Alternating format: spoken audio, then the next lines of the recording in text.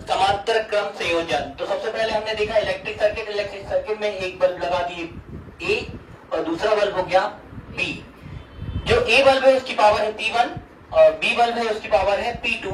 R1 resistance है first का और सेकंड का रेजिस्टेंस है R2। अगर इसका वोल्टेज कॉमन वोल्टेज कितना है V, अगर इसकी की कितनी है K, तो अगर की K को ऑन करते हैं तो वोल्टेज जाएगा और वोल्टेज क्या करेगा, करंट को सप्लाई करेगा। करंट को सप्लाई करेगा तो ब्राइटनेस किस पे आएगी, बल्ब B1 मतलब बल्ब किस पे A पे और ब्राइटनेस आएगी B पे। तो जो बल्ब A की ब्राइटनेस है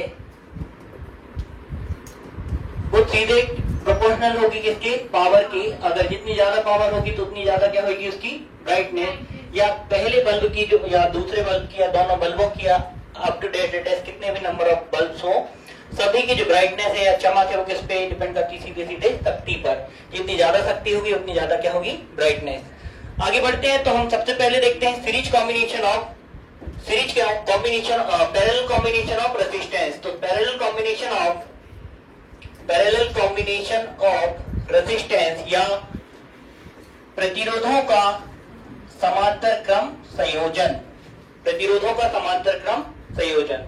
तो अगर यहाँ पर ये हमारे पास प्रतिरोध दिया हुआ है R1 फर्स्ट वाला, सेकंड प्रतिरोध है R2 थर्ड वाला प्रतिरोध है R3, तब ये इलेक्ट्रिक सर्किट में अगर वोल्टेज हमने कितना प्रोवाइड किया है, V वोल्टेज प्रोवाइड किया है और ये क्या हो जाएगी की।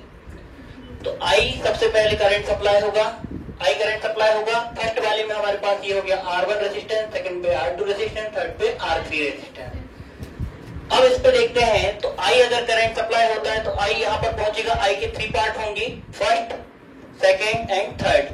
I1 plus I2 plus I3, मतलब कि टोटल अगर हमारे पास एक पानी की बोतल है, पानी की बोतल में अगर कितने पाइप लगा दें, 3 पाइप लगा दें तो 1 लीटर पानी कितने पाइपों से सप्लाई होगा, भी तीनों पाइपों से। और कितना सप्लाई होगा, पूरा 1 लीटर सप्लाई हो जाएगा।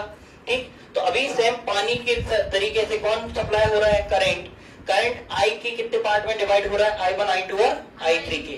अगर यहाँ से यहाँ तक का इसका रेजिस्टेंस देखें तो रेजिस्टेंस कितना है, R1 रेजिस्टेंस है, R2 रेजिस्टेंस है, R3। और वोल्टेज जो है इनके किस फॉर्म में लगा हुआ है, पैरेलल फॉर्म में। तो पैरेलल फॉर्म में वोल्टेज क्या होने वाला है, कॉमन वोल्टेज हो गया। अब हम निकाल रहे हैं I को, तो I कितना हो जाएगा, 3 पार्ट में डिवाइड हुआ है। I equal I1 plus I2 plus I3, I1 plus I2 plus I3। अगर हम ओम के लॉ को देखें तो ओम्स लॉ के according to Ohm's law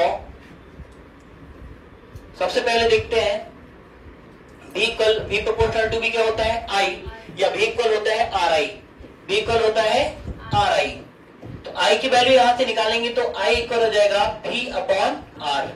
I equal हो जाएगा V अपॉन R। इसमें देखेंगे तो फर्स्ट वाले I के लिए सॉल्व करेंगे तो I के लिए कितना हो जाएगा, V अपॉन R। सेकेंड वाले के लिए सॉल्व करेंगे तो V तो कांस्टेंट है तो हो जाएगा V अपॉन I1 के साथ कौन आ जाएगा, R1, क्योंकि I1 करंट किस पे सप्लाई हो रहा है, R1 पर। ठीक, प्लस सेकेंड वाले I2 के लिए सॉल्व कर रहे हैं तो I2 करंट सप्लाई हो रहा है किस पे, I2 पे, R2 पे, तो V upon R2। Plus third के लिए I3 करंट सप्लाई हो रहा है R3 से तो हो जाएगा V अपॉन R3। V को कॉमन निकाल के कैंसिल कर देंगे तो V से V हो गया कैंसिल। 1 अपॉन R इक्वल हो जाएगा 1 upon R1 plus 1 upon R2 plus 1 upon R3 plus 1 upon R3 plus 1 upon R3। Parallel combination में जो इक्विवेलेंट रेजिस्टेंस है उसकी वैल्यू हो जाएगी 1 upon R equal 1 upon R1 plus 1 upon R2 plus 1 upon R3। It mean जो R है, R की value जो है वो क्या होने वाली है, कम होने वाली। R की वैल्यू क्या होने वाली है, कम। हमको पता है कि P इक्वल क्या होता है, V square upon R। P equal होता है V स्क्वायर अपॉन R। अगर यहाँ पर हम वैल्यू देखें तो P इक्वल होता है V square upon R। R का वैल्यू कम होगा तो ज्यादा किसकी वैल्यू होगी, पावर की। और इसके पहले हमने पढ़ के आए हैं कि ब्राइटनेस जो है वो प्रोपोर्शनल होती है किसके, पावर के। अगर पावर ज्यादा होगी तो ब्राइटनेस क्या होगी, बल्ब की ज्यादा। अब पावर तो यहाँ से हमको क्या मिलने वाली है, ज्यादा मिलने वाली। कितनी मिलेगी इसको देखने के लिए हम इक्विवेलेंट पावर निकाल लें तो है इक्विवेलेंट पावर P की वैल्यू कितनी हो जाएगी, P equal V square upon R। जो V स्क्वायर अपॉन V तो V स्क्वायर हो गया।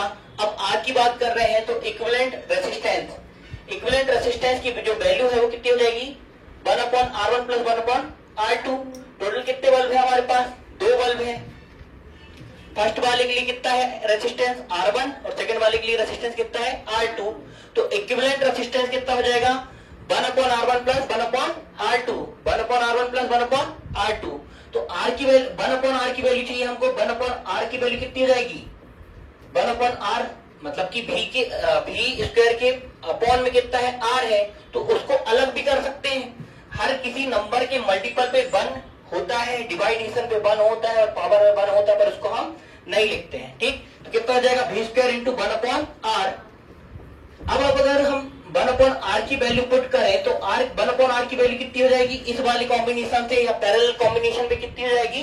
1/R1 plus 1/R2 plus 1/R3। 1/R1 plus 1/R2 plus 1/R3। अगर 3 रेसिस्टेंस है, अभी हमारे पास कितने रेसिस्टेंस है? 2 रेसिस्टेंस है, क्योंकि हमारे पास कितने बल्ब है? 2 ही बल्ब है जो कि क्या कर रहे हैं? वर्क कर रहे हैं यहाँ पर। ठीक, तो कितना हो जाएगा? 1/R की वैल्यू हो जाएगी 1/R1 plus 1/R2। 1/R1 plus 1/R2। Clear हुआ? अगर हम इसकी वैल्यू निकालें तो क्या हो जाएगा? P इक्वल हो जाएगा V square upon R1। V का मल्टीपल कर देते हैं V स्क्वायर का, तो V स्क्वायर का मल्टीपल कर देंगे, क्या हो जाएगा? V square upon R1 plus second वाली टर्म में करेंगे कितना हो जाएगा? V square upon R2। V square upon R2। Clear हुआ? ये यहां तक सॉल्व हो गया। P इक्वल कितना आ गया? V square upon R1 plus V square upon R2। आगे के सॉल्यूशन के लिए वापस हम इलेक्ट्रिक सर्किट पे जाएंगे। तो इलेक्ट्रिक सर्किट पे देखते हैं, फर्स्ट वाले के लिए सॉल्व करते हैं। P1 इक्वल कितना हो जाएगा? V square upon R1। Clear हुआ? P2 के लिए देखेंगे सेकेंड वाले बल्ब की पावर, तो P2 इक्वल कितना हो जाएगा? V स्क्वायर अपॉन R2 होगा। ठीक, आगे बढ़ते हैं। तो किसकी वैल्यू दी हुई है हमारे पास? ये P1 की वैल्यू है, किसकी वैल्यू है? P2 की। तो टोटल P या इक्विवेलेंट P इक्वल हो जाएगा P1 प्लस P2। क्लियर हुआ? ये पैरेलल कॉम्बिनेशन में टोटल पावर के लिए, इक्विवेलेंट पावर के लिए क्या हो गया हमारे पास? फॉर्मूला आ गया। P इक्वल क्या होता है? P1 plus P2 plus P3 plus up to dash dash dash, जितने भी हम क्या ले रहे हैं?